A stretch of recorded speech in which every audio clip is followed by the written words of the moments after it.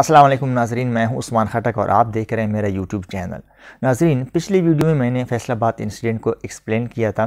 ये जो रिसेंटली फैसलाबाद में एक वाक़या हुआ कि एक लड़की के ऊपर काफ़ी जुल्म किया गया।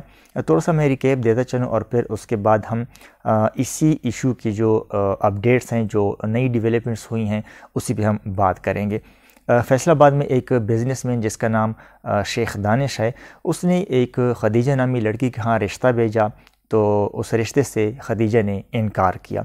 उस इनकार के नतीजे में उस लड़की को अगवा किया गया बाई समेत, और फिर उसको काफ़ी उसके ऊपर जुल्म किया गया, उससे जूते चटवाए गए, उससे माफ़ियाँ मंगवाई गई। तो इसी तरह की मज़ीद उसके साथ काफ़ी ज़्यादती की गई।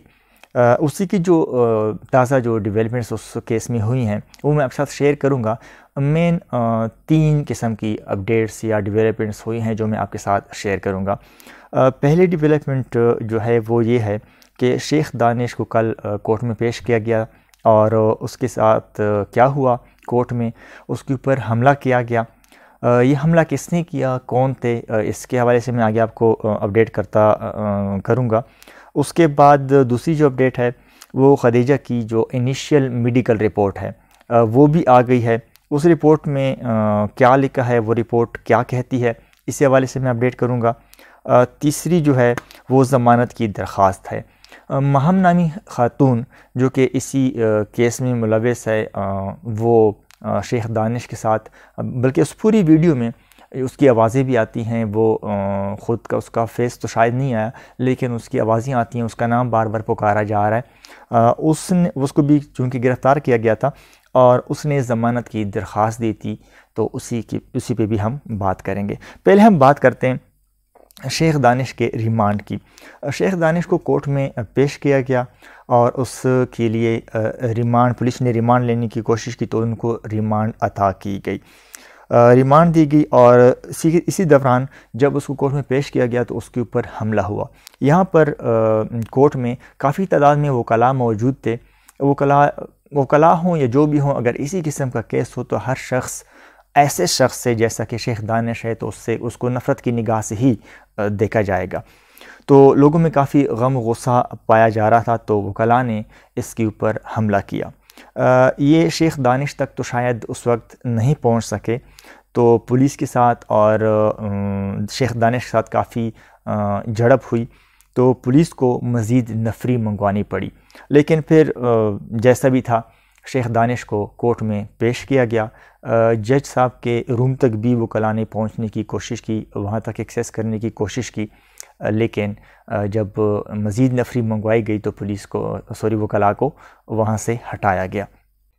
इस झड़प की वीडियो भी मैं आपके साथ शेयर करूँगा, लेकिन अभी तक जो इन्फॉर्मेशन है उसके मुताबिक शेख दानिश के लिए मज़ीद 5 दिन का रिमांड दिया गया। इन 5 दिनों में पुलिस इनसे मज़ीद इन्वेस्टिगेशन करेगी और जो भी प्रोसेस होगा उसको कंप्लीट करेगी। उसके बाद दूसरी जो अपडेट है वो खदीजा के हवाले से है। खदीजा की इनिशियल रिपोर्ट, मेडिकल रिपोर्ट आ चुकी है।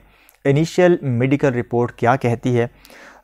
मेडिकल रिपोर्ट में ये साबित हो गया है कि खदीजा के साथ खदीजा पे जिनसी तशद्दुद भी किया गया है। तो मज़ीद जो रिपोर्ट्स हैं वो लाहौर भेज दी गई हैं, जो ट्रांजिट रिपोर्ट्स होती हैं। उस हवाले से मज़ीद जो अपडेट्स होंगी वो उससे मैं आपको आगे अपडेट करता रहूँगा। इस पूरे केस में एक नाम महम कहती हैं कोर्ट में, और इनका जो पूरी बात जो थी वो एडिशनल डिस्ट्रिक्ट एंड सेशन जज हैदर अली आरिफ साहब ने समाअत की इस केस की। महम कहती हैं कि मैं बेकसूर हूँ और मेरे साथ ये ज़्यादती है, जबकि एफ़आईआर में खदीजा ने जो कुछ भी लिखा है वो सारा झूठ पे मबनी है। सारा मामला इस तरह नहीं है, सारी बात ऐसी नहीं है जिस तरह खदीजा एफ़आईआर में बता रही हैं। मामला कुछ और है, लेकिन उन्होंने उस वक़्त कोर्ट में ऐसा कुछ नहीं बताया। बाद में जो अपडेट्स होंगी तो आपके साथ ज़रूर शेयर करेंगे। उसके अलावा अदालत में उन्होंने दरख्वास्त दी कि मुझे ज़मानत पे रिहा किया जाए, और जब भी अदालत को मेरी ज़रूरत हो तो मैं हाज़िर हो जाया करूँगी। मज़ीद इस हवाले से 20 अगस्त को दोबारा उनकी सुनवाई होगी, तो फिर वहाँ पे पता चलेगा कि महम के साथ आगे क्या होता है। सोशल मीडिया से कुछ लोगों ने खबर दी कि जी दानिश को रिहा कर दिया गया, जबकि उसकी ज़मानत मंजूर हो गई है। ऐसा नहीं है, दानिश के ऊपर 2 केसेस थे, एक केस शराब का था और एक केस इस लड़की के साथ ज़्यादती का था। शराब का केस, इसके घर के ऊपर छापा मारा गया था और वहाँ से कोई 30 बोतलें शराब की भी बरामद हुई थी और कुछ असलहा भी बरामद हुआ था। वो एक अलग केस था। उसी बेस पे उनकी ज़मानत वाकई कबूल हुई है। लेकिन जो लड़की वाला केस है, खतीजा वाला, जो खतीजा के साथ जुल्म हुआ है, जो ज़्यादती हुई है, उस केस में अभी कोई ऐसी ज़मानत नहीं हुई। उसी बेस पे इसको जेल में ही रखा जाएगा। अब तो तीसरा केस भी बन रहा है जो कि जिनसी तशद्दुद का होगा, जो कि पहले 2 केसेस से ज़्यादा स्ट्रॉन्ग है। तो जिनसी तशद्दुद केस में मज़ीद क्या पेशरफ्त होगी, ये आगे चलकर पता चलेगा। अब तो इसके लिए जिस्मानी रिमांड भी ले लिया गया है। जिस्मानी रिमांड के बाद आगे क्या होगा, ये भी वक्त ही फ़ैसला करेगा। कोर्ट अटेंड करने के बाद दानिश जब वापस जा रहा था, वो वापस कैसे गया, वकला ने उस वक़्त क्या किया और ये कैसे भागा, कैसे निकला, इसकी वीडियो भी मैं आपसे अभी शेयर करता हूँ।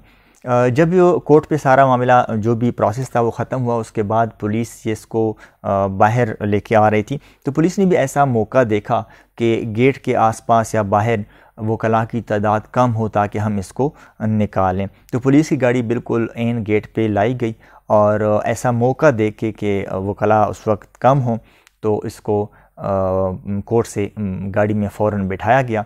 तो गाड़ी चल पड़ी। वकला ने गाड़ी का भी पीछा किया, उसके पीछे भी भागते रहे, लेकिन ज़ाहिर है पुलिस की गाड़ी थी, उसकी भी सिक्योरिटी होती है, वो वहाँ से निकल गए। उसके बाद जो जिस तरह मैंने आपको पहले ही बताया कि 5 रोज़ डिमांड है और 5 रोज़ के बाद मज़ीद अपडेट्स क्या होती हैं वो आपके साथ मैं शेयर करता रहूँगा।